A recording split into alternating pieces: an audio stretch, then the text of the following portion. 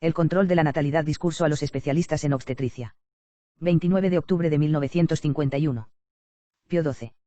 El Señor ha hecho todas las cosas de la tierra para el hombre, y el hombre mismo, por lo que se refiere a su ser y a su esencia, ha sido creado por Dios, y no por otra criatura, si bien en sus obras está obligado con la comunidad. Ahora hombre es el niñito aún no nacido, en el mismo grado y con el mismo título que la madre. Además todo ser humano, aún el niño en el seno materno, tiene el derecho a la vida directamente de Dios, no de sus progenitores ni de cualquier sociedad o autoridad humana. Por consiguiente no hay ningún hombre, ninguna autoridad humana, ninguna ciencia, ninguna indicación médica, eugenésica, social, económica, moral, que pueda exhibir o dar un título jurídico válido para una directa y deliberada disposición sobre una vida humana inocente, es decir, una disposición que produzca su destrucción sea como fin o sea como medio para otro fin, que en sí no es ilícito. Así por ejemplo salvar la vida de una madre es un fin nobilísimo, pero la muerte directa del niño como medio para tal fin, no es lícito.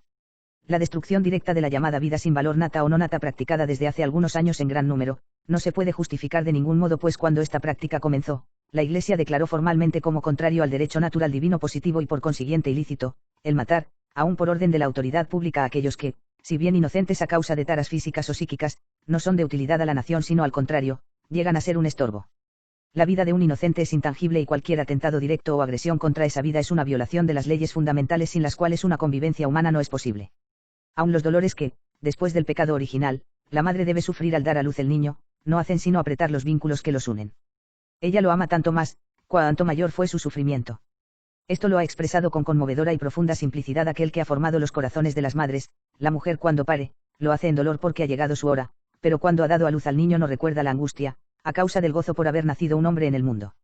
Además el Espíritu Santo, con la pluma del apóstol San Pablo, muestra la grandeza y la alegría de la maternidad. Dios da a la madre el niño, pero para dárselo, la hace cooperar efectivamente en el florecimiento de aquel cuyo germen ha depositado en su vísceras y esta cooperación produce una vida que la llevará a su eterna salvación. La mujer se salvará por la procreación de los hijos. Nuestro predecesor Pío XI de feliz memoria, en su encíclica Casti Connubii, del 31 de diciembre de 1930, proclamó nueva y solemnemente la ley fundamental del acto y de las relaciones conyugales, que todo atentado de los cónyuges, en el cumplimiento del acto conyugal o en el desarrollo de sus consecuencias naturales, atentado que tiene por fin de privarlo de la fuerza inherente e impedir la procreación de una nueva vida, es inmoral, y que ninguna indicación o necesidad puede cambiar una acción intrínsecamente inmoral, en acto moral ilícito. Esta prescripción está en vigor hoy como ayer y lo estará también mañana y siempre, porque no es un simple precepto de derecho humano, no, sino la expresión de una ley natural y divina. Sería bastante más que una falta de actividad en el servicio de la vida, si el atentado del hombre no se relacionase solamente con un simple acto, sino que tocase el organismo con el fin de privarlo por medio de la esterilización, de la facultad de procrear una nueva vida.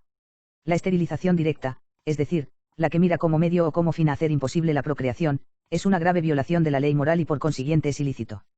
Aún la autoridad pública no tiene ningún derecho bajo el pretexto de cualquier indicación de permitirla y mucho menos para prescribirla o de hacerla ejecutar con perjuicio de inocente. Este principio se encuentra ya enunciado en la encíclica mencionada de Pío XI sobre el matrimonio. Es por esto que la esterilización que desde hace un decenio ha estado siendo aplicada más y más, la Santa Sede se vio en la necesidad de declarar expresa y públicamente que la esterilización directa, perpetua o temporal sea en el hombre o en la mujer, es ilícita en virtud de la ley natural de la cual la Iglesia misma, no tiene el poder de dispensar. Además hoy día, se presenta el grave problema cómo y en qué grado la obligación de la disposición al servicio de la maternidad sea conciliable con el recurso muy difundido de los periodos de la esterilidad natural, llamados periodos agenésicos de la mujer, que parece una clara expresión de la voluntad contraria a la dicha disposición. Es necesario ante todo, considerar dos hipótesis: si la realización de esa teoría no significa otra cosa sino que los cónyuges pueden hacer uso de su derecho matrimonial aún durante los días de esterilidad natural, no hay nada a que oponerse, con eso, en efecto, ellos no impiden ni perjudican de ningún modo la consumación del acto natural y sus posteriores consecuencias.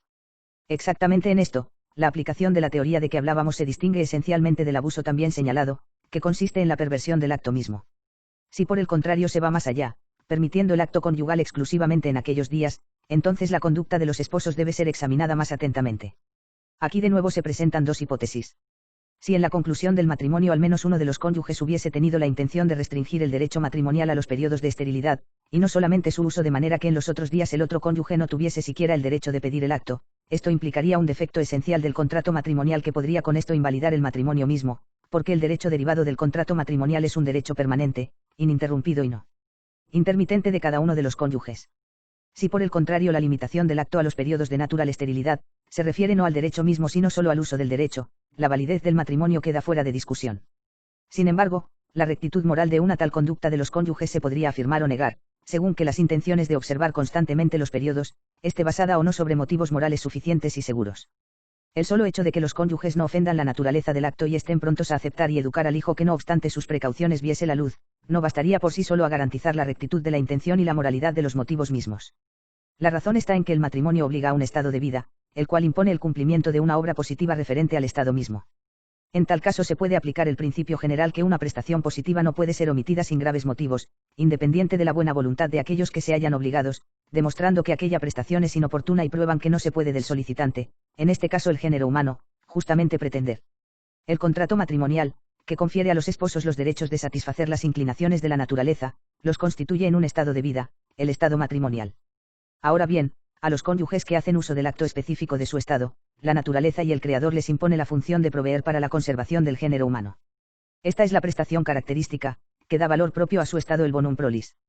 El individuo y la sociedad, el pueblo y el Estado, la Iglesia misma, dependen para su existencia en el orden establecido por Dios, del matrimonio fecundo.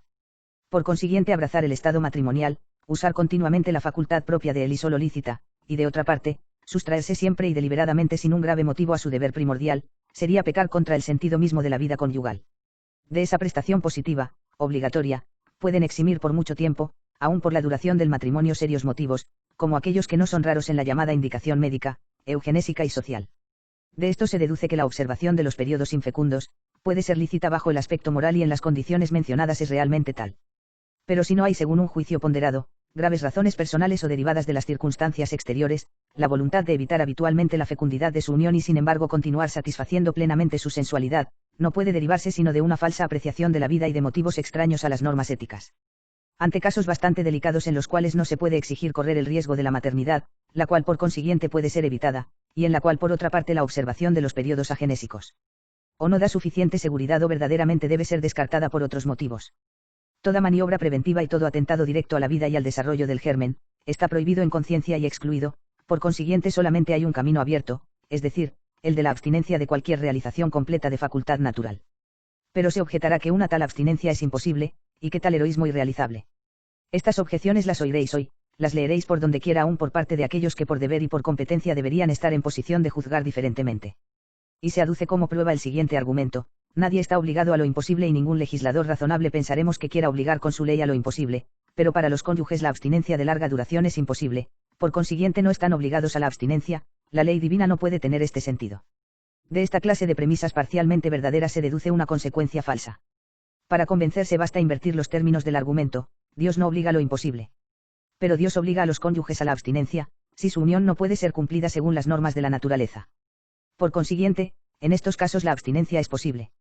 Tenemos para confirmar tal argumento la doctrina del Concilio de Trento, el cual en el capítulo sobre la observancia necesaria y posible de los mandamientos, enseña refiriéndose a un paso de San Agustín: Dios no manda cosas imposibles, pero mientras manda previene para hacer aquello que se pueda, preguntar aquello que no se puede, y ayuda para poder. Discurso a los especialistas en obstetricia. 29 de octubre de 1951.